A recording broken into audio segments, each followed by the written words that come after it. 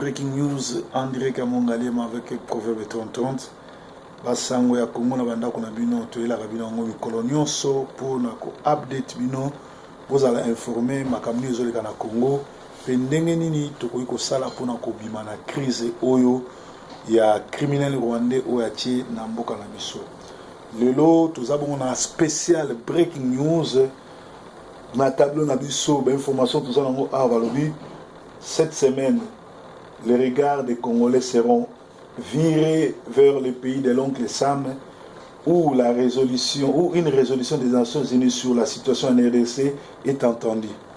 Une invitation a été lancée par la haute instance des Nations Unies à quelques délégués aux négociations directes, notamment le président de SEMCO, Monseigneur Otembi, mais également à quelques participants aussi.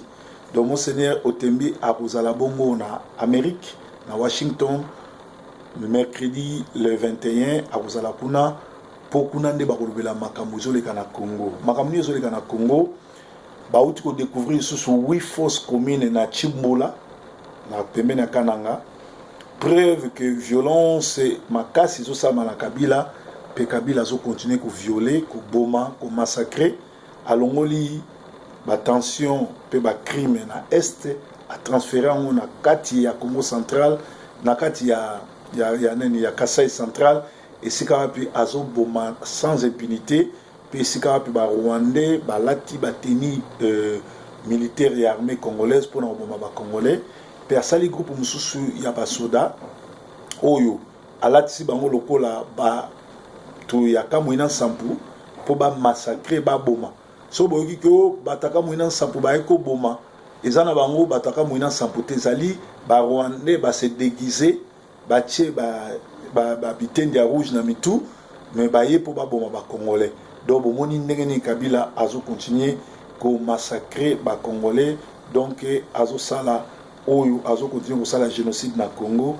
Pe lisusu sango monene ezali Kasem Tajedine, patron ya Congo Futur, oyo azali collaborateur number 1 ya Kabila, o ba bomaka ba détruisaka ba congolais na Kabila, azali bongo arrêté ba biso ke bakangiye na Casablanca. Totanga information ngoyo ezana mir na biso. L'homme d'affaires libanais proche de Hezbollah, l'ami personnel de Kabila, celui qui travaille avec Kabila, a été arrêté. La police de l'aéroport international Mohamed V de Casablanca a arrêté l'homme d'affaires libanais proche de Hezbollah, Kassim Tajedine, qui est sur la liste noire des Américains. Il y a une liste noire, il y a Zali Kabila Ali, Baroubero Bazali, Bakamere Bazali. Alors, Kassim Tajedine avait quitté la Guinée-Conakry en direction de Beyrouth, Liban. Selon le site marocain, Tajedine est devenu très cherché aux États-Unis parce que son nom figure sur la liste des personnes soumises à un mandat d'arrêt international. L'homme d'affaires libanais sera traduit en justice pour décider de son extradition ou pas vers les États-Unis. Alors, mutu na nouvelle oyo so ezana mutazo lenga mutazo banga ezali bon Kabila. Kabila zo lenga zo banga parce que babani ko kanga bato tout ya travers na bango bato tout ya bomanga na bango po epesa alibi pe ba preuve ya ko kanga ye parce que makambo o Kabila zo sa na Congo ezo laksa ke azali ko massacrer ba congolais azo sala ngo ye mon côté azo sala ngo na groupe ya bato oyo baza na kati ya organisation na ye yango babani ko kanga moko na moko et très bientôt ça sera le tour de Moïse Katumbi qui doit être arrêté parce que ce monsieur fait entrer des sacs de farine, mais en réalité, c'est de l'argent qui est dans ces sacs de farine, de l'argent qui sera, qui doit être entré au Congo pour le blanchissement. Donc, mutuazo ça la blanchissement ya mbongo na kokoti saka ngo na ba sac ya farine parce que azala na Katanga wana comme gouverneur ya ville ya Katanga yemu ya province ya Katanga yemu taliboso azako matsabilo kotalo et lelo oyo tozo ndimate comment muto azako matsabilo kotalo asalana do abongole azali gouverneur te l'air alongwe gouverneur et puis azana conflit na l'état congolaise abanda kopesa badon na ce même l'état. Donc nous bozomona ba criminel et Moïse Katumbi aza moko ya bato bateka uranium ya Congo na Corée pe na Iran pe na bamboka nyonso tu wana oyo ezali benemi ya ba juif pe ya ba américain. Donc masolo yango ezali grave, masolo yango ekende ndenge wana mais koleka na bango ndenge wana puisque bayeba ndenge makambo ekokende. Donc mawa trop moto azobenga nayebisiki naza en pleine émission et ozala mawa mingi soki na yambi ete Abdul naza en pleine émission na sisa nazongela yo na sisi na émission te. Ok, kitoko pasto ok kitoko so na sisi na obengo dans 15 minutes. Merci. Ok, merci pasto. Merci. Donc bomoni awa bato babengaka butu moi mpona kozwa information et mpona kopesa biso information tozali en direct na diaspora congolaise kobanda na Angleterre un peu partout bato baza kopesa biso confiance bazolanda biso parce que toza moko ya bacongolais oyo bazalaka na souci ya makambo ezoleka na Congo kopesa bandeko na biso confiance mpe kopesa bango masolo bilongo bomoni 8 forces communes mosusu na 8 ans na 8 ans na 20 ans ya AFDEL babomi plus de 180 ou bien tout chakara 18 millions de Congolais bakufi moi na Léopold abomaki 10 millions Kabila sali 8 millions de plus et batie ba force commune un peu partout lelo na ko confirmer bino ke na se ya mabele ya Congo babomi bana Congo ebele makila ba Congolais etangi ebele ba mama bazo violer bato bazo yiba et puis so botali na site na biso ya Sentinelle TV na chaki documentaire moko réalisé par ba français na ba belge bazo lakisa bino ndenge nini Kabila ayibaka mbongo ya Congo pe azo pesa na Rwanda pe azo favoriser Rwanda ndenge nini azo teka ba richesse ya Congo na faux prix pour na ko favoriser ba Rwandais. C'est là na tshela bino documentaire ngo awa comme ça tout à l'ango bo mona bino moko ndenge nini Kabila azo travailler na occupation na bandeko na biso oyo ya ba Rwandais ndenge bazo piller mboka na biso bokomona ke ezali mawa mingi makambo oyo ezoleka na Congo nanu esalama te. On estime que le peuple congolais a perdu des milliards d'euros sur ses ressources naturelles, puisque Kabila a vendu des concessions minières largement du prix de marché.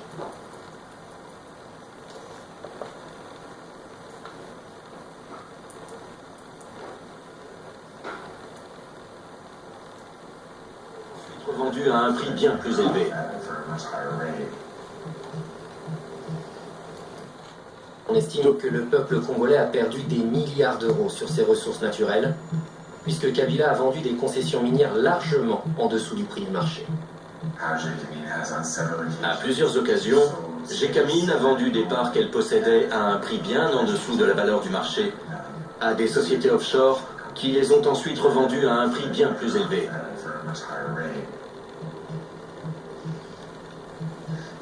L'un des marchés les plus douteux qui est passé Gécamine est celui du projet SMKK sur le cuivre et le cobalt, dont 50% appartient à la société minière kazakh appelée ENRC.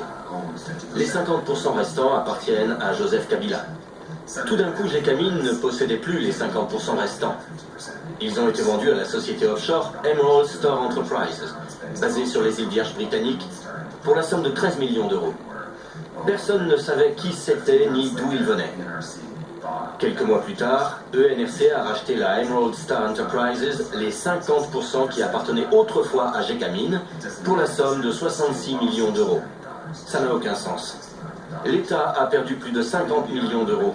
Il est évident que Gécamine savait que sa propriété valait bien plus de 13 millions. Alors, pourquoi est-ce qu'ils n'ont même pas bronché? L'élément commun entre tous ces marchés n'est autre qu'un seul homme, Dan Gertler, un ami du président congolais. C'est lui-même qui se revendique ami du président congolais. Les sociétés comme Glencore et ENRC font toujours appel à Dan Gertler.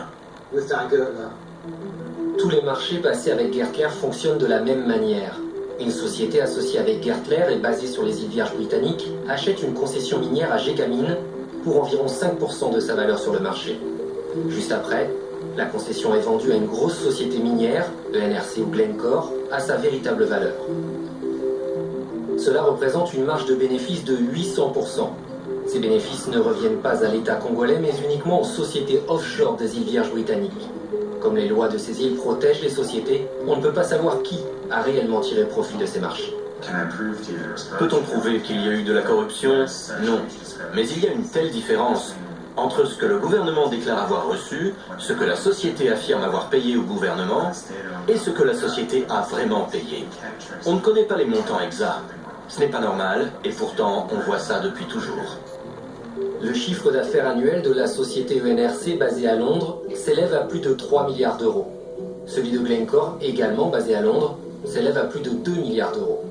Dan Gertler fait désormais partie du classement des nouveaux milliardaires de moins de 40 ans. Combien est-ce que le Congo a véritablement perdu? Nous n'avons pas toutes les données. Mais en analysant simplement 5 marchés de ce type qui ont été passés, on estime que le Congo a perdu au moins 1,2 milliard d'euros 1,2 milliard d'euros sur ces 5 marchés-là.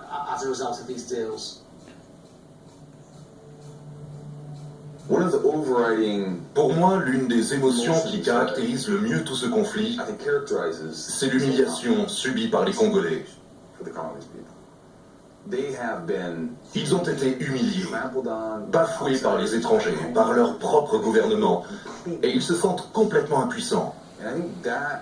Cela explique grandement l'exaspération totale que ressentent la plupart des Congolais.